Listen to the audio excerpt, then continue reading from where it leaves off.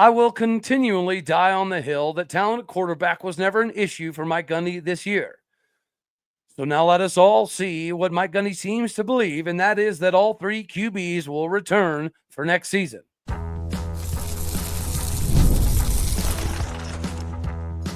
You are Locked On Oklahoma State, your daily podcast on the Oklahoma State Cowboys, part of the Locked On Podcast Network, your team every day. Howdy, y'all, and hello, all. Welcome back to Locked On Oklahoma State, your daily stop for all things Cowboy and Cowgirl related. My name is Cody Stovall. I want to thank you kindly for stopping by to make this your first listen. We're available on all of your podcasting platforms, visually as well on YouTube. Find me personally on X at Aldeo State. Today, we're partially brought to you by FanDuel. Make every moment matter more, especially right now when new customers can place a $5 bet and get started with $150 back in bonus bets. If your first $5 bet is a winner, make sure that you go to FanDuel.com to get started today. Meanwhile, we get started in the conversation of the Cowboy quarterback room, or as I like to call it, to some degree, an embarrassment of riches that we didn't get to see a whole lot this season. I think it doesn't take rocket science to know that when Garret Rangel came in for BYU, we saw a significantly different football team. Just like when Maealiuaki Smith was able to come in at the tail end of Arizona State and get his full entire first start against Texas Tech, the true freshman showed up and showed out. Just like Garret Rangel was able to kind of exploit some of the defensive issues during the BYU game before he decided to try to stiff arm the turf. Now that he's a rocking and rolling in the PT side of things, I would imagine that Zane is likely in the same boat as Garret in preparing the physical therapy side of things for the upcoming season. And of course, now we know what Maealiuaki Smith could look like. Of course, Texas Tech is worse than us when it comes to pass defense, which is kind of crazy to think about. But nonetheless, you have to be able to get out there and do it for it to make sense. Maealiuaki Smith was able to do that, not only putting up 343 yards, but having double-digit yards per completion as well. He threw a couple touchdowns. He was also able to rush for a touchdown. This is the athleticism that we need to see at the quarterback position. Now, if Casey Dunn is, in fact, trying to find another position, or we are, in fact, trying to find a replacement as an offensive coordinator, it gives me even more cause for excitement when it comes to the quarterback position. Whenever you look at Maealiuaki Smith, Zane Flores, and Garret Rangel, what we do know is Garret Rangel walked in 185 pounds and was able to get up around the 213, 214-pound range. That has been able to work wonders for him in the offense. On top of that, his cerebral ability to understand the offense and incorporate the option routes, much like Alan Bowman was able to do in 2023, are another reason why he should have a leg up for the starting competition entering the season. But then you have Zane Flores, who walked in the building at 6'3", 207 pounds, Gatorade Player of the Year in the state of Nebraska, and broke a bunch of Nebraska all-time high school records. Him and Garret Rangel both put up almost 10,000 yards passing, and they were both athletic enough to do some things with their legs.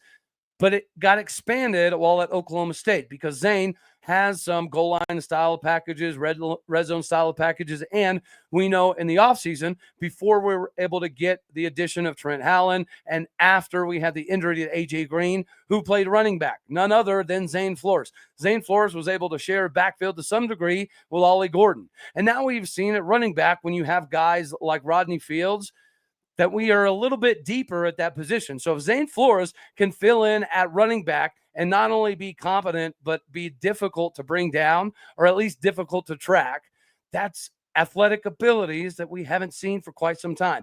I've referred to him as like a bigger version of Zach Robinson. And now Maealiuaki Smith. He can run when he needs to. He can extend plays. He is so good at manipulating within the pocket. So he will fake like he's going to break out of the pocket just to break back in the pocket to extend more drives to give himself more time. That is not a typical freshman move, which is why everybody is pretty excited about the future of quarterback at Oklahoma State as it pertains to Mike Gundy's most recent comment in an interview that, in his eyes, all three quarterbacks will return for next season. I think that would be absolutely phenomenal for Oklahoma State, right? And all of us as fans would want to have the deepest quarterback room in the conference if it's physically possible. But much like last season, to me, whenever he says that every quarterback thus far, in his opinion, has got a fair and equal opportunity? Let me know down in the comments section if you feel like that is the case. And also let me know down there if you think that all three quarterbacks are going to return. And if so, who do you think has the edge on being QB1?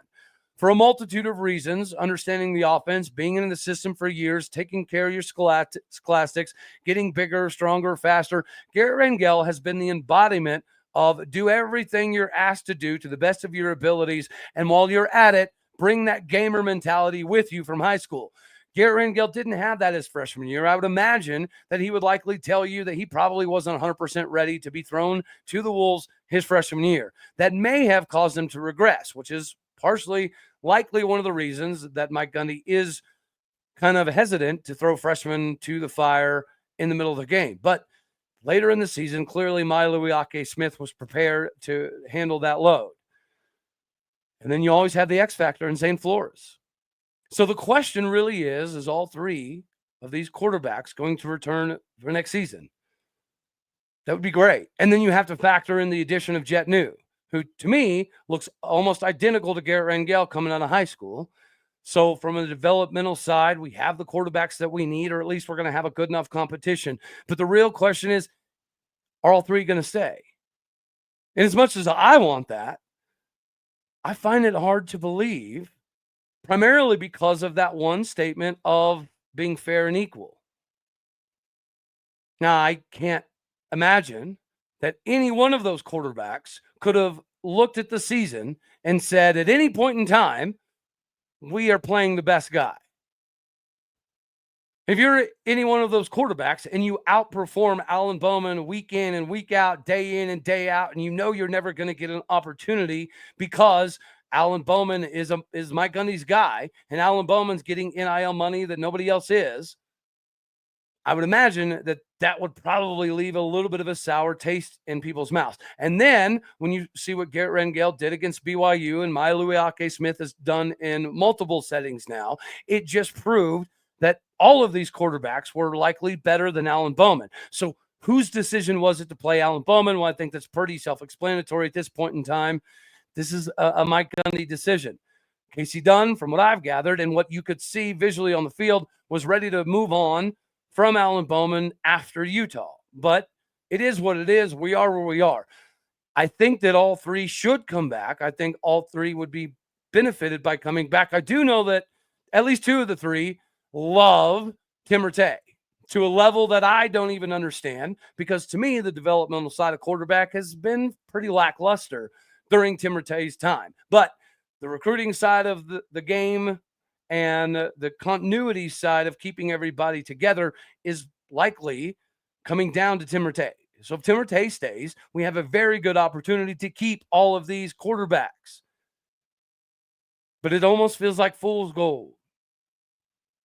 I just don't understand how any of these guys can look at this season and look at all of the performances by Alan Bowman and look at the dejection of the team and particular guys being lazy and potentially possibly not taking care of everything they're supposed to and being on time to everything, and they get rewarded with more playing time. How can you be insanely excited if you know that not a whole lot's going to change? And again, I do think that an injection at the offensive position would also do a lot, because there's not an offensive coordinator out there, to my knowledge, that isn't fully embracing and understanding that a mobile quarterback is kind of the new age, and a mobile quarterback is going to fit because of the numerical disadvantages that the defense is going to have. Yes, we're going to have a lot of talent back when it comes to the skill positions, wide receiver primarily. We know we have skill at the running back spot. So the question isn't, do we have enough talent to be good at quarterback next year? The question is, will all three return? And I hope so. I know Garret loves Stillwater, and obviously so does Zane, because Zane and his parents just bought a house in Stillwater, had part of it built, custom built in Stillwater. And I did get to sit next to Maealiuaki Smith, so shout out to the garage. And I purposely stood up when he was walking by. The dude is every bit of 6'4", And he is going to be able to develop the muscle because that dude's dad is absolutely massive. Maealiuaki Smith's dad could play defensive tackle for Oklahoma State right here, right now. I don't know that he lifts quite as much as Justin Kirkland, but I can sure as all get out tell you he looks like it. And his mom is obviously absolutely amazing. This is a really good position. If I were to put a percentage that all three quarterbacks were to return, it would be kind of slim, to be honest with you, because there's no way that all three of these guys were happy with seeing this season. Nor do I feel like all three of these guys were given an equal opportunity to have a fair level of a shot to be QB1 in Stillwater. I do believe that these guys were, sold that if you come back, you're going to compete with Alan Bowman. And if Alan Bowman needs to hold a clipboard, he's okay with that. I have no doubt that something like that was discussed in order to bring everybody back. But there is no way that anybody can tell us, nor Mike Gundy can look us in the eyeballs and tell us that Alan Bowman wasn't the dude from the get-go, and he was always going to be the dude no matter what happened, no matter how catastrophic the season got. Now, if that's the case, if every one of the quarterbacks were told Alan Bowman's going to be the guy, you're going to be competing for backups, that's it. Alan Bowman's going to get every single rep no matter what. And then the season kind of went the way that it went, then sure. If that's the case, and it is all fair and equal, then I do understand Mike Gundy saying that all three could return. He feels like they're going to return. If he's been very fair and equal and give every quarterback ample opportunities, then yeah, they should all three come back. And if that's the case, color me excited. You should be excited as well, because clearly the cupboard is not bare. It was just a bad decision-making process and choosing the wrong guy this season. Mike Gundy does have a history of choosing the wrong guy at quarterback. So regardless of which guys do and do not come back, Mike Gundy should be permanently banned for making decisions whatsoever at QB. If Casey Dunn stays, it should be his call with the conversational pieces with Tim Rattay. If somebody new comes in, then they're going to be chomping at the bit to have a sales pitch to make these guys understand why they're going to fit into the new idea, the new system, the new age of Cowboy football moving forward. And for that, I'm excited. I'm also excited about the NFL Cowboys giving us the opportunity to capitalize on our monetary gains. The NFL Cowboys are out there doing it, and we love them for it, especially because it now might give us the opportunity to capitalize in the monetary department. You all know it hasn't been the best year to hammer the over on our Oklahoma State Cowboys, but that's okay because we can tackle the NFL action with America's #1 sports book. Right now, new customers can bet $5 and get $150 back in bonus bets if it's a winner. The FanDuel Sportsback app is going to give you everything you need to place live bets in the NFL all in one place. So when you get that tingling sensation in your loins in the middle of the game that it's about to get flipped on its head entirely, you can check out the latest stats, view the live play-by-play, and much more from the same place where you're already placing your bets from. Make sure that you visit FanDuel.com to join today. Get started with 150 bones back in bonus bets if your first $5 bet is a winner. That's with FanDuel.com. Make sure that you go to FanDuel.com. Never waste that tingling sensation in your loins ever again, because you need to make every moment matter more with FanDuel, the official sportsbook partner of the NFL.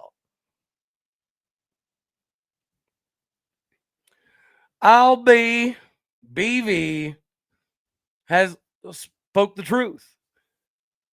And we all know that this is being brought up by me because it would be nice to see this from Mike Gundy. Unfortunately, we know it's likely not going to happen. Just like making midseason changes is always typically 99% of the time not going to happen. I would know that, right? I've put my foot in my mouth this season, but I do fully expect Dickey to be gone. I think it's a very high likelihood that Dunn could or should be finding himself another job. I'm also finding it somewhat likely that a few defensive coaches could be on the chopping block, but I don't think Brian Nardo is going to be the issue. Just like I don't think that Mike Gundy not being open, upfront, and honest with everybody isn't necessarily going to be an issue. But I never thought that there would be a day that I ever said I'm somewhat jealous of Brent Venables and OU to some degree. Because Brent Venables recently has come out and said, when talking about his offensive coordinator decision, he flat out came out and said, and I quote, "I hired the wrong guy." Brent Venables said, "It obviously was not the right guy. That's not centered on Seth Luttrell. I'm the one who failed. I own that. This is not earth-shattering news, okay? What do I got to do to fix it? So what do we have to do now as a staff to fix it?" After firing Luttrell following an ugly loss to South Carolina, this is on Sooners Illustrated. So you can go check that out. He's had a lot of very candid things to say about his staff and the season and how it's gone. And yeah, beating Alabama and having your fans rush the field, it's a little bit embarrassing if you have the rich traditional history that Oklahoma University does, but it is what it is. I do want to say it would be nice to get this out of Mike Gundy. And why can't Mike Gundy look at everybody and tell us the truth? Like, I made a mistake in Casey Dunn. Or maybe I gave Casey Dunn too many responsibilities, and that's what made him, be somewhat redundant in his abilities. Why can't Mike Gundy just say, "Hey, listen, I thought Sean Gleason was going to work out because of X, Y, or Z, but it didn't because of X, Y, or Z," even though he came from a multiple, I can't speak English today, a multiple mobile quarterbacking system that we didn't get to see. And that's okay. Maybe Sean Gleason wasn't going to be the right guy. But why can't he just come out and say that Greg Richmond ruffled too many feathers with his disagreements on the defensive scheme? Why can't Mike Gundy just come out and say that I have failed in micromanagement? Why can't Mike Gundy just come out and say, other than the schemes were bad, we got out coached, we got outplayed, we got hustled, we got out this, or this, or this, or that, or that, or that, or that. Mike Gundy gets praised for some of his candid nature in front of a camera.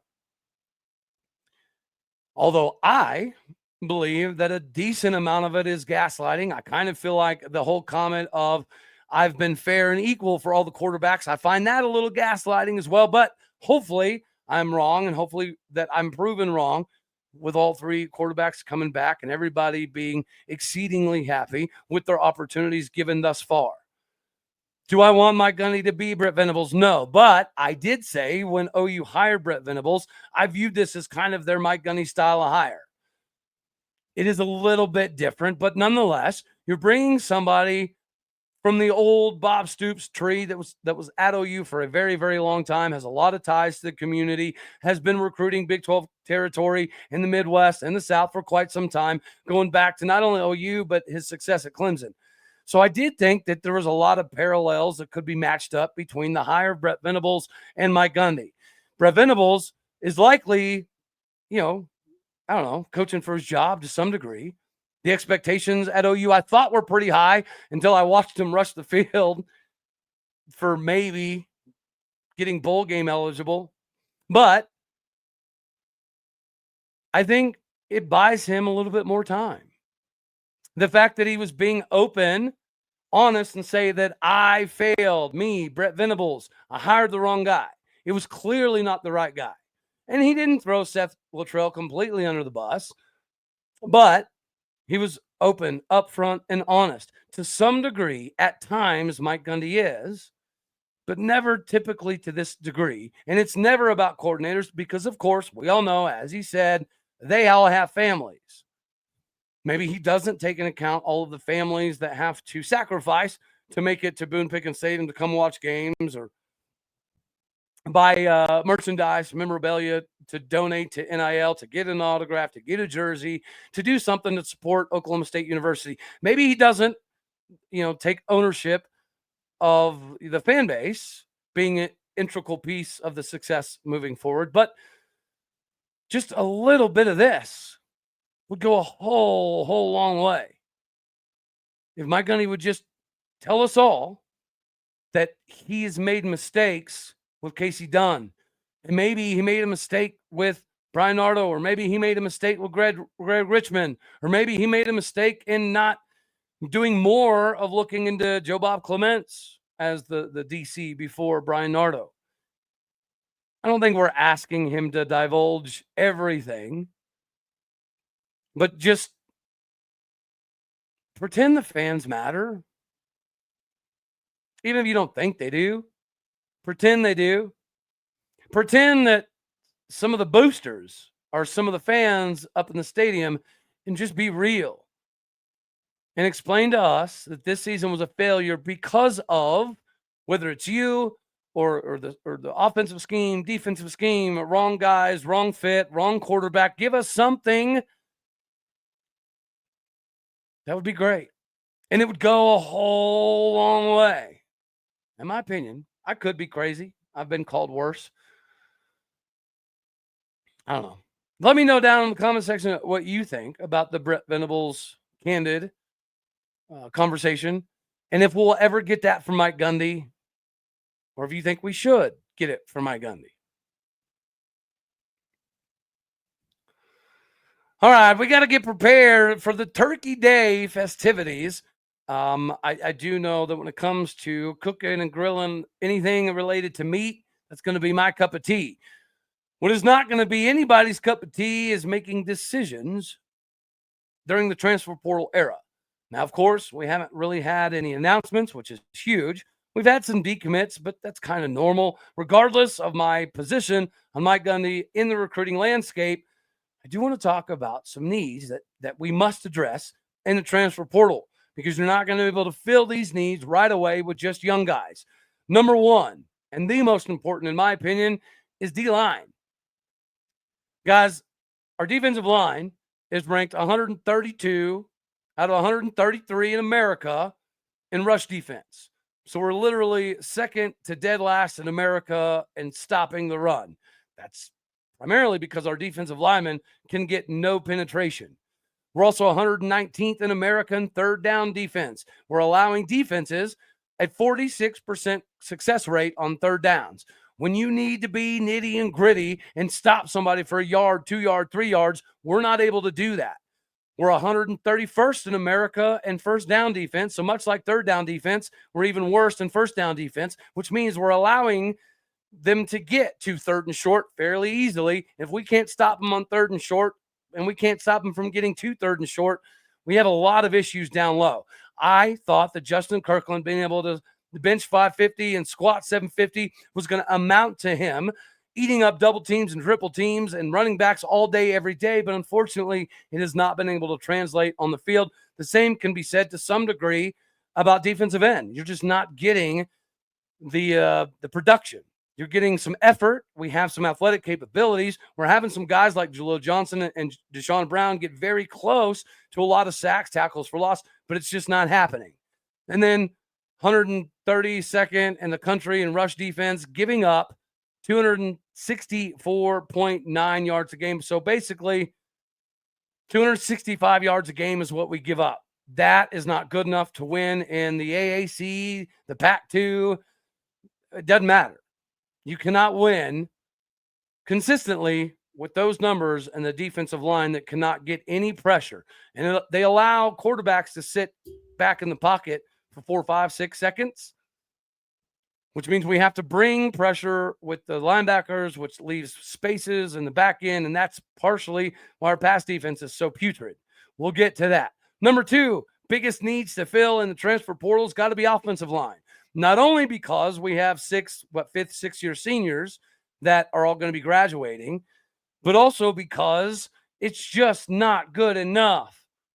How can a team that just went from, blocking for the Doak Walker Award winner that rushed for over 1,700 yards be so completely abysmal this season? 112th in rushing offense at 3.3 yards per clip and barely 115 yards a game.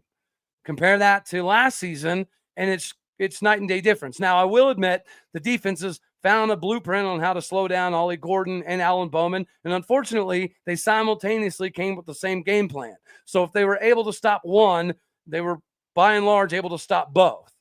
So this isn't all on the O-line, but we did not, fight in the trenches. We were not an ugly, dirty, nasty, mean team. We were nice, and we showed up a lot of times with pillows for a fluffy pillow fight.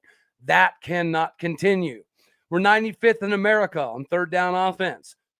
Just like the defense can't stop nobody. When we need a yard or two, we just couldn't get it. 124th in America in time of possession. The offensive line should be able to grind the game enough. 3-yard gains, 4-yard gains, 7-yard gain, 2-yard gain, 10-yard gain. You should be able to do that enough to eat up time of possession. When you're 124th in America in time of possession, well, naturally, that means the other team has the ball way more than you, which means your defense is on the field way more than you. Your offensive line and the running game have to help that. And then obviously, Ollie Gordon going from number 1 in America in touchdowns to number 19 in America in touchdowns. That's a problem. And it's the same exact guys that Ollie Gordon helped get paid to come back to make this epic run, and it was an epic disaster. So we need a lot of help, offensive line in the portal. We just got to get meaner. That's it. Even if we don't get significantly better, if we can at least get meaner and help the running backs, I think a lot of us would be happy. And then lastly, maybe the least of my top 3 in concerns, but definitely still a concern, is cornerback. We were supposed to be able to lean on Corey Black this season. It didn't happen. On the other side of the ball, Cam Smith definitely shows the talent is there, but the discipline, the technique is not always there. I mean, I talked about it in the Texas Tech game and in the game before that as well. Cam Smith was getting his head not caught back over and over and over and over. So both Corey Black and Cam Smith are being taught to face guard all the way up the field, or they're just not being able to take what they're being taught on the practice reps and convert it into the live game. And if that's the case, to me, that's a problem. Both of our starting corners do not have the capability to turn around and look at the ball when the ball is in the air, and they've both been here for 3 to 5 years. That's problematic. And if those are the two main starting guys, and if there is, some of that Brian Nardo being forced to maybe potentially play some guys that he doesn't feel like fits, just like Casey Dunn maybe was being forced to play Alan Bowman more than he wanted to. If that is possibly some of the case, then they get a little bit of a reprieve here, but not a whole lot, because we were 128th in the country in passing yards allowed, 108th in passing efficiency defensively, 132nd in total D, and then 82nd in defensive touchdowns, 80th in fourth down conversion defense, and 44th in America in interceptions. Meanwhile, Arizona State is number 2 in America at interceptions. And that is why they're likely going to be able to play for a Big 12 title. You have to be opportunistic if you cannot shut people down. Arizona State, much like Oklahoma State last year, had a running back that could carry the load. They have an offensive line that could move some dudes. And they had a defense that was good enough at times, opportunistically, to get them off the field. I don't know what happened between 23 and 24, but something went bad. And if Corey Black and Cam Smith are the best we have at corner, then we're in rough shape. I believe in some of the younger guys. I really do. I think Jacoby Oliphant Jr. could be a big piece moving forward. I think that Kobe Hilton provided a good spark this season. I think that Kelvin Beeman has been able to bide his time for years now, so maybe it's going to be his time to shine. Whether you're talking about Cale Smith, right? He was able to provide a little bit, but it just wasn't enough. So we need more. Let me know down in the comments section, am I missing on any of these 3 spots? Do you think there's another position we could utilize some more help with to a bigger degree? Let me know down in the comments section at what you're feeling. Until, we'll do a Turkey Day show, but happy early Turkey Day. And Friends Falcons moving on to round 2. I'm excited for it. I'm here for it. I can't wait for it. All right, y'all. Like it if you like the daggone thing. Dislike if you don't. God bless. Go Pokes. Hit the stars. Leave a review. Do what you do. You know the drill. Later, my taters.